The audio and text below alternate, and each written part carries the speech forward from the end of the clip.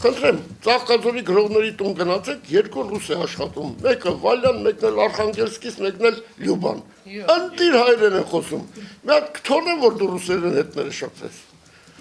պահանջված չէ, Հայաստանում ապրող ազգային փոքրամասնությունները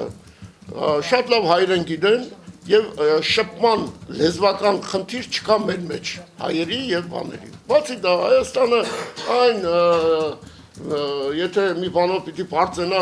չգիտեմ դա էլ պարծենալու բան է թե չէ, մոնոլիտ երկիր է, էթնիկական կազմով շատ այսպես 90% հայություն է, հայի լեզուն հայի հետ հայերենն է, սակայն այս կարգի մտայնությունները պետք է այսպես ինչպես օձը բնում, այնպես էլ այդ մտայնությունները չարտնացած խեղտել, սպանել, գցել կորչի գնա, սա մեկ, երկրորդ, սա ամենևին չի նշանակում դեմ խոսել կարևոր բաների, այնպիսի բաների, ինչպիսիք են լեզվի ուսուցումը դպրոցներում։ Շատ բարձր մակարդակով պետք է և ռուսերենը, և անգլերենը առաջին հերթին, մյուս լեզուներն էլ իրենց հերթին, սովորեցնել դպրոցներում, որ մեր մարդիկ պաշտոնյա դառնալով, են էլ շատ բարձր պաշտոնյա դառնալով, չգնանք կուրկուրի ձագի պես կամ բերանը կապած սարի անասունի պես նստեն ու խոսել չկարողանան։ Սա է հարցը, մենք պետք է պատրաստենք կիրթ զարգացած մարդիկ, լեզուների գիտակ, ազգային հիմքի վրա, ազգային հողի վրա, ազգային գիտակցության մեջ, որովհետև ռուսերենը պետական լեզու հռչակել, սա միայն լեզվական հաղորդակցական խնդիր չի, սա իր հետ բերելու է մշակույթ, սա իր հետ բերելու է գրականություն։ Ես կարծում եմ պետք է կտրուկ տարանջատել երկու բան, որտեղ հաճախակի այդ սպեկուլյացիան անցկացվում է։ Բա մեծ ռուս մշակույթին, բա ինչպես մենք մշակույթը և պետական լեզուն որևէ կապ իրար հետ չունի։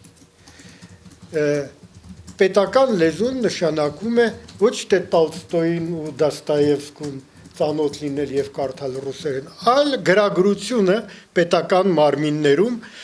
տեղափոխել և ընկալել որպես և ռուսերեն։ Սա լրիվ ուրիշ բան։ Մշակույթը երբեք ագրեսիվ չի լինում։ Առավել ևս հզոր ռուս մշակույթ, որտեղ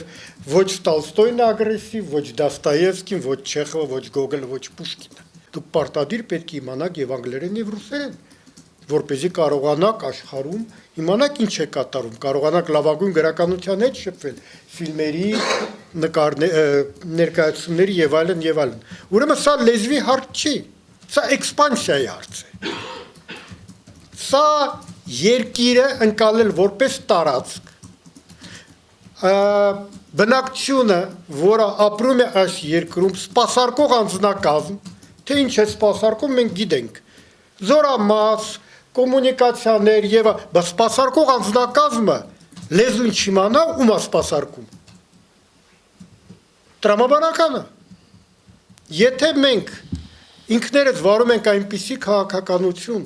որ մեր արտաքին քաղաքականությունը զուտ սպասարկող է, եկեք կանգնած խոսենք։ Մենք սպասարկում ենք մեր հյուսիսային հարևանի բոլոր շահերը արտաքին աշխարհում։ Իսկ ով է ասում, որ արտաքին աշխարհով պետք է սահմանափակվի այդ սպասարկումը։ Ոչ։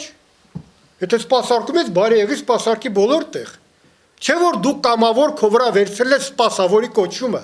Եվ այն բոլոր գործընկերները, որից շատ ուրախ եմ, որ հրաժարվում ենք բոլորս, մաքուր սպասավորի դեր են կատարում։ Եվ ինչքան ավելի դաժան է լինում այդ ճնշումը, այդքան շատ են ոգևորվում իրենք։